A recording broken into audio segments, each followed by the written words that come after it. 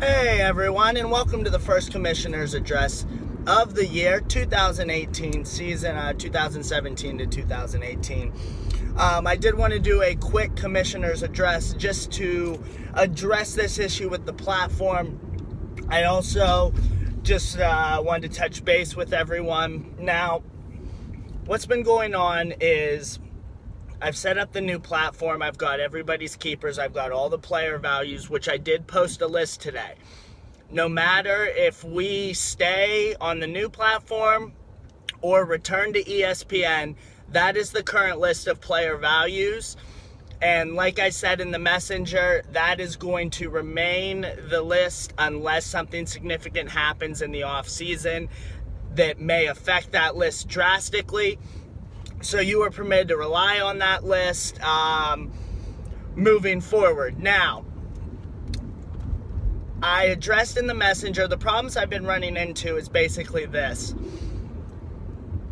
Normally we have about 18 games prior to the 2-week playoffs. I attempted to do that this year with single week matchups. As far as the regular season goes, you play everyone in your division at least twice, and then you play everyone in the other division at least once, with week 17 being an additional game for division rivalries and week 17 being a rivalry week for out-of-division opponents. So I go to set this up on the new platform, and it turns out that you cannot do 1-week matchups with 2-week playoffs. So there's 3 options that we have, and I wanted to lay it out and maybe summarize it a little bit better so everyone has a little bit better idea of what they're voting on. So we have 3 options here, and the first option is we just do 1-week matchups. Me versus Joel for a week, same thing. Playoffs, though, become 1 week. I would suggest cutting off the last full week of the season and any remaining days. That way we do have complete weeks always of playoffs if we do go with that option. Now, option number 2, and probably the hardest to explain, is this. We would set up the schedule as 9 2-week periods. Now, during those 9 2-week periods, you would basically have 2 opponents. So what I mean by this is the first 2 weeks of the playoffs, I would actually be playing against 2 people. I would be playing against CJ, and Steven, I believe, is the one that I used in the messenger. So it would be my score versus CJ for 2 weeks, my score versus Steven for 2 weeks. Now, Steven is going to have 2 opponents, me and someone else, and CJ will also have 2 opponents, me and someone else.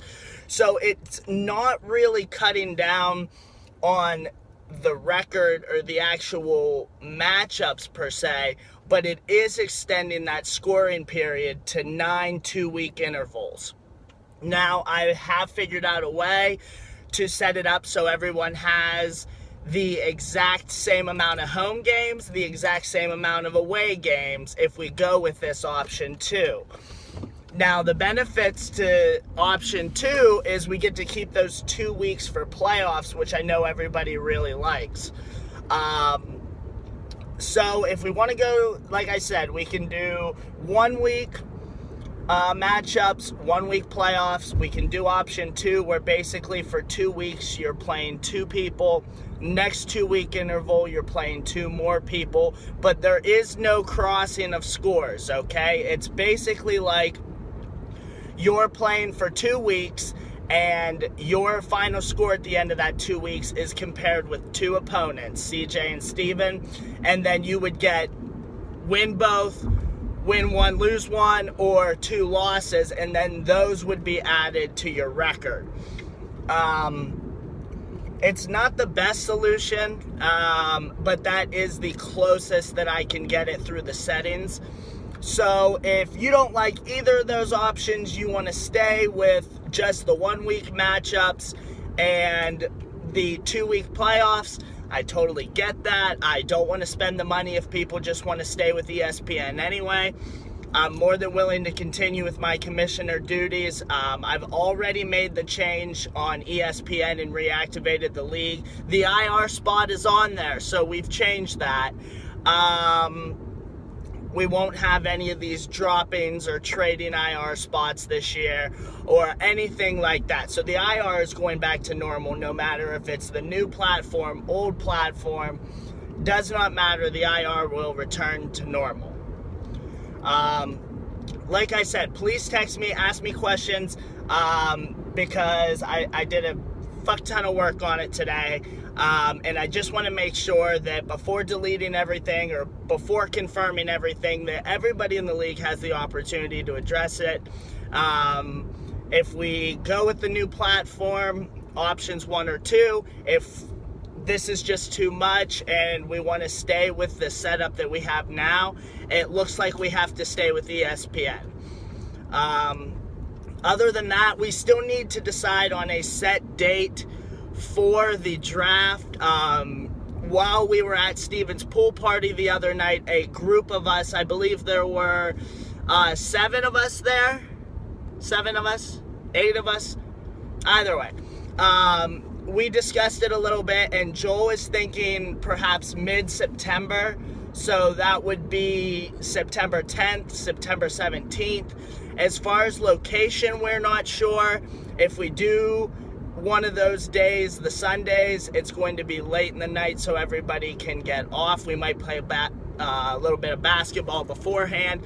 So if you do have a preference as to like day, maybe Saturday or Sunday, or if those dates aren't clicking with you, September 10 and September 17th, please let us know. We'd like some input. Otherwise, we're just going to set it in tough cookies. Because once I set it, I'm not going to change it. I've asked everyone to get this set, same thing. So once we decide on it, if you haven't put your input in, now's the time. Other than that, thanks for bearing with me with the old car commissioner note. I just wanted to get this onto the site right near where I had posted everything before a lot of people get typing. Any specific questions, feel free to text me. Other than that, I'll wait to hear from you guys. I'm hoping to get everybody emailed into whichever league we're doing by the end of next week. And like I said, now that we have that list of player values, you all can start tracking your picks and everything. And if I need to keep the list next year, totally fine. I'll keep the caps again. Any other concerns, please let me know. Other than that, until next time.